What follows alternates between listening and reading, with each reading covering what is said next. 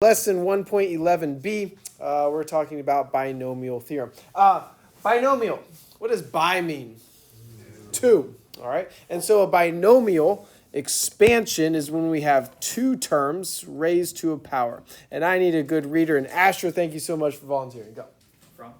When writing out the binomial expression a plus b to the power of n, where n is a positive integer, the pattern known as Pascal's triangle appears, as well as other interesting facts to be discovered.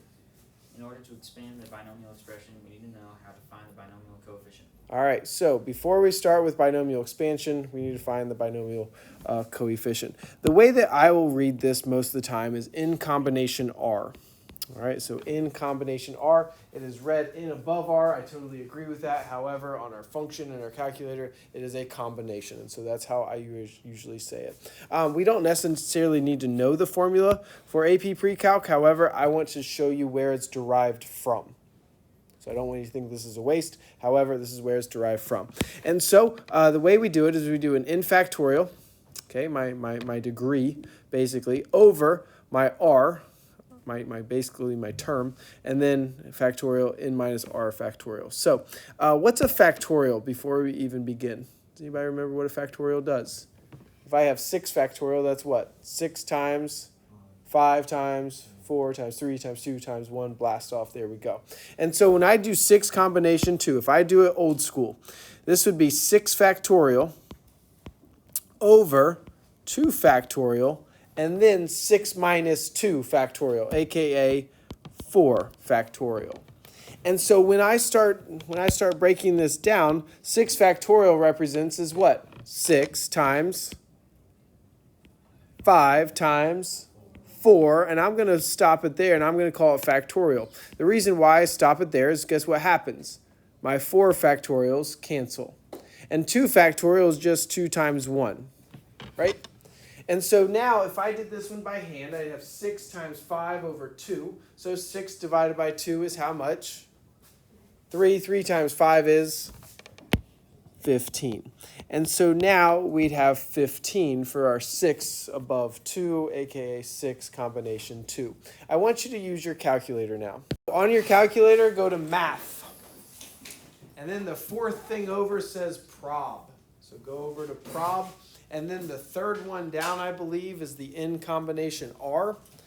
And so press that and then fill it in as 6 combination 2. What was the first step? So on part B, this is in, so our in combination R is 9 above 4. And so this is really, if I did it old school, it'd be 9 factorial over 4 factorial and then 5 factorial. Or I can just use my in combination R in my calculator and I end up with 126. All right, I want to do part C old school. And so my n is 3, so I'd have 3 factorial over 3 factorial times 0 factorial, because it's 0, because it's 3 minus 3. And so guess what happens here? My 3 factorials do what? They cancel. So I'm left with like this 1 over 0 factorial. And does anybody remember what 0 factorial is? It's 1, okay? And the reason why is that it's a null set. And so I'd have 1 over 1, which is 1. Now, you guys are very comfortable with like having like 2 to the power of 0. What's 2 to the power of 0? 1. 18 to the power of 0. 1. Basically anything except for infinity and 0 to the power of 0 is 1. And so this is basically the same kind of concept. So 0 factorial still has a null set. There's still 1 there. All right, so let's look at Pascal's triangle. All right, so I want you to look at a few things here. So let's just pick out row 3 for now. And so row 3 has a cube. All right, so row 3 has a cube. My first terms and my last terms all have coefficients of what? 1. However, my second and my second to last row have coefficients that are the same as my power. So if I have a power of 3, guess what my second term's coefficient is? 3. All right. And I also want you to know something else before we get going too far. Is if I have a degree of 3, how many terms are there? There's 4. If I have degree 2, how many terms are there? 3. Okay, and so it's always one more than the number of terms. And I don't want to tell you exactly why yet, but it's because we have a 0 term. All right, so let's do a power of 4 now. So we're going to expand x plus y to the power of 4. And so what we need to notice is that our powers of our first term descend, while our powers of our second term ascend. And what I mean by that is we go like x cubed, x squared, x to the power of 4, or x to the power of 1, and then x to the power of 0. And then I have my second term as like y to the power of 0, y to the power of 4, y to the power of second, y cubed. All right? And so my first terms descend and my second terms ascend. All right? So let's expand this one. So now my coefficient of my first one is 1.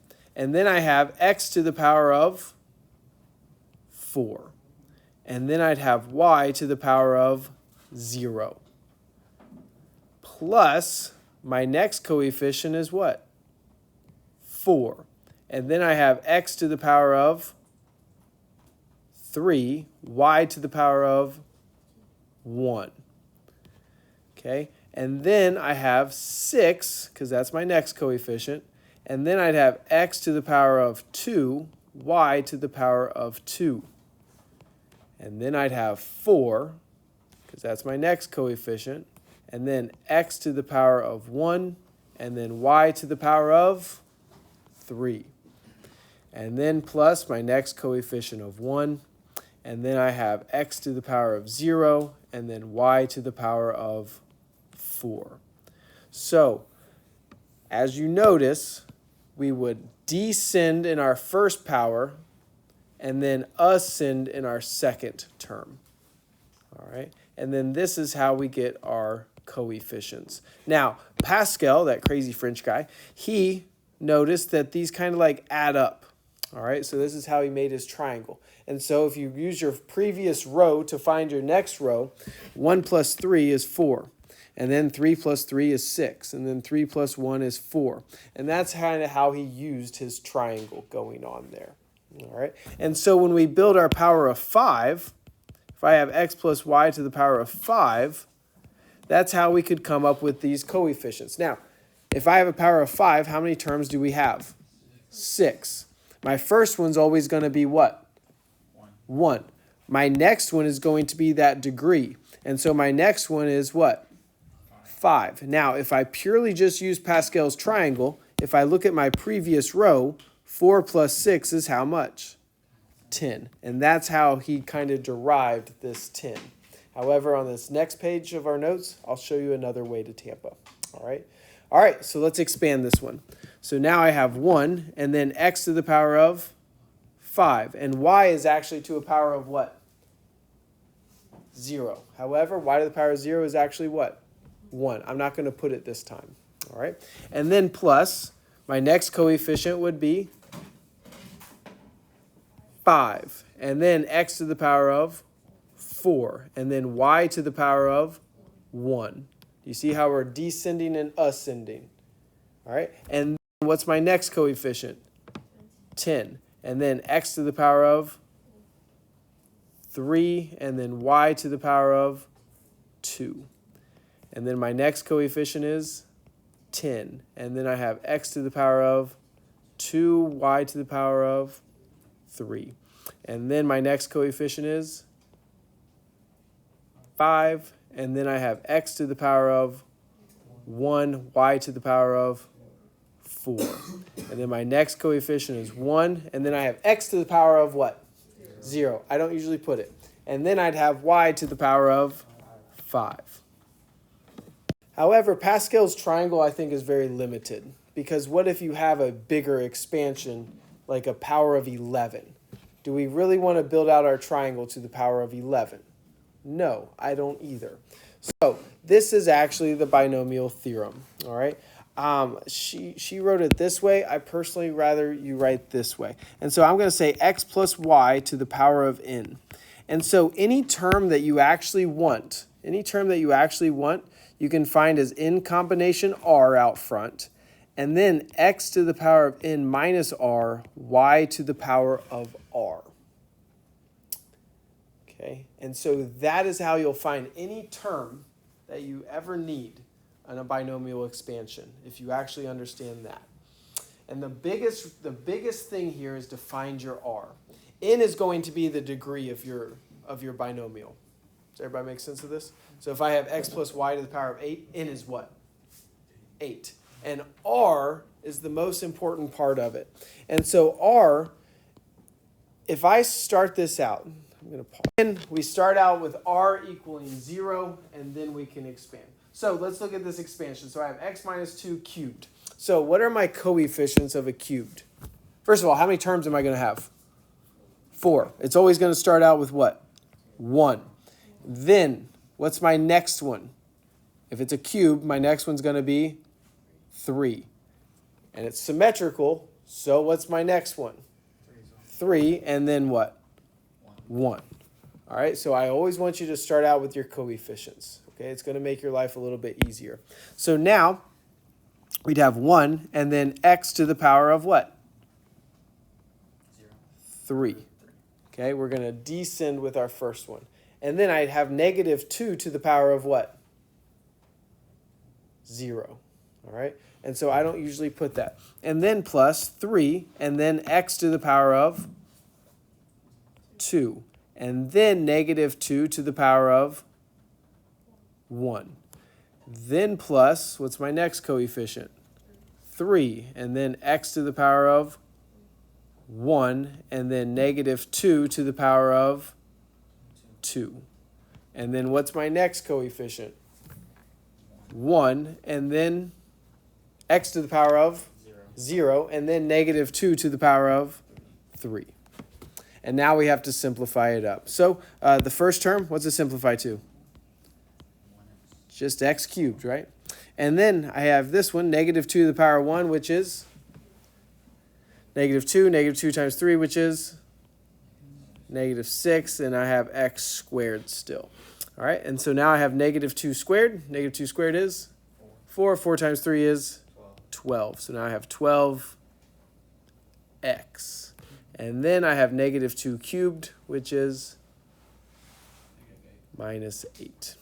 All right, and so there's my expansion of that binomial. All right, so now we have a power of 4. Now we have a power of 4. So what are my coefficients for a power of 4? 1, then what? 4, then what? 6. But let's say we didn't know it was 6. Let's say we didn't know. It is 6. However, what's my n for this one? 4. And my third term, what's my r? My third term, what's my r? Because my first term, my r is what? 0. My second term, my r is what? 1. My third term, my r would be what? 2, because r starts at 0. So this one, I'd have 4 combination 2. Guess what 4 combination 2 is? It's 6. So even if you didn't remember Pascal's triangle, we could get it because we know our binomial expansion of n combination r, and r starts at 0. All right, and so then it's symmetrical. And how many terms is this one going to have? 5. So what do I get now? 4 and then 1. All right, let's start expanding this thing. So now I have 1, and then what's my first term? 2x to the power of what? 4. And then technically it's negative 3 to the power of what? 0. I don't usually put that. And then plus 4 times 2x to the power of 3, and then negative 3 to the power of 1. And then plus, what's my next coefficient? 6, and then 2x to the power of 2, and then negative 3 to the power of 2. And then plus 4, and then 2x to the power of 1, and then negative 3 to the power of 3. And then my next coefficient of 1, and then 2x to the power of 0. I don't usually put that. And then negative 3 to the power of 4. And now we have to simplify it a little bit. So I have 2 to the power of 4, which is how much? 16. So now I have 16x to the power of 4. All right. So now 2 cubed is 8. 8 times 4 is 32. 32 times negative 3 is negative 96 x to the power of 3. All right, here we go. So now I have 2 squared. 2 squared is 4. Negative 3 squared is 9. 9 times 4? 36. 36 times 6? 216. 216 x squared. All right. Negative 3 cubed. Negative 27. Negative 27 times 2? Negative 54. Negative 54 times 4? Negative 216. And then I just have 1x. And then I have negative 3 to the 4th. And negative 3 to the 4th power is 81. All right. So there is our binomial expansion of that one. All right. Pretty good. All right, cool. Let's look at example 12, and we'll do 12 and 13, and then we'll freestyle a couple. All right, so I have x plus 3 to the power of 7, and I'm asked to find the x to the 5th term. All right, I'm finding x to the 5th term. It's technically the coefficient of it. All right, so what's my n, first of all? If I have a power of 7, my n is what? 7. So everybody make sense of this. What do I not have right away, though? My r. I need to find that one, too. All right, and so I have x to the power of 5, it says. So 3 has to be a power of what? They have to add up to 7. So 3 has to be a power of 2. So what's my r? It gave it to us now. We have an r of 2. And so now I have what out front? 7 combination 2. All right. And so now 7 combination 2 is what? So what do we get, Noah? 21. So now I have 21, x to the power of 5, and then 3 cubed is 9. So now I have 9 times 21, which is 189. All right, so my term is 189 x to the 5th. However, my coefficient is technically just 189. All right, so that's much better than expanding all 8 terms. Does that make sense? All right, and so we don't need to expand all 8 terms. We can just go to a singular term. Be much quicker that way. All right, let's read this next one. Penelope's going to read for us. Here we go. Coefficient does this represent on Pascal's triangle? All right. So what's my r? 6. No, my n is 6. What's my r? 2. So what term is that? If my r is 2, what term is that? The third. So this is the third term in what? In what degree? In the 6th degree.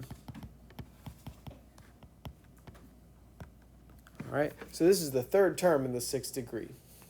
All right, I want to freestyle a couple. All right, so let's make up a binomial. Connell, pick a number. 7. Wow, we're going that big. Let's do a degree of 7. Let's do a power of 7. What do you want? 2. 2x, and then minus what? 3. Love that. I love that one. All right. What term do you want? 1 through 8. That's what your choices are. Does everybody understand why it's 1 through 8? Because if I have a 7 degree, how many terms do we have? 8. Awesome. What term do you want? 4. 4. I love that one. All right. So we're going to find the 4th term. Now, if I did Pascal's triangle, I'd have to go all the way out, and I'd have to do my 6th and then I'd have to build it, okay?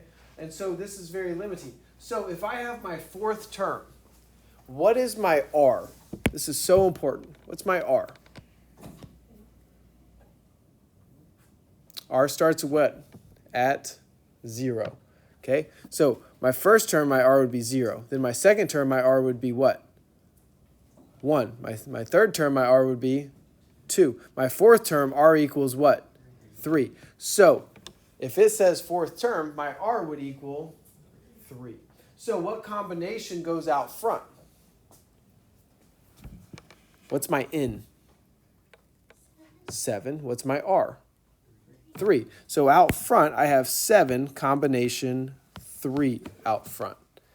And then I have 2x to the power of something. I never can do that one first because I'm not very smart.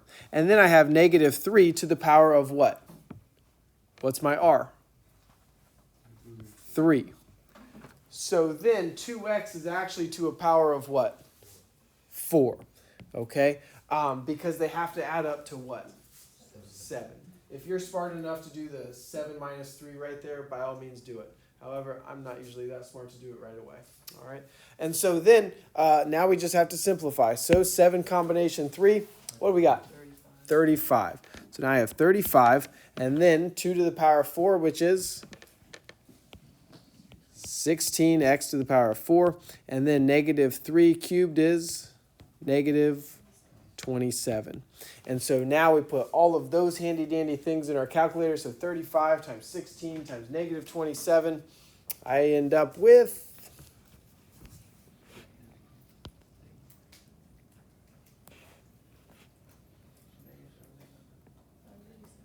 negative what? 15,120 x to the power of 4. Give me a binomial.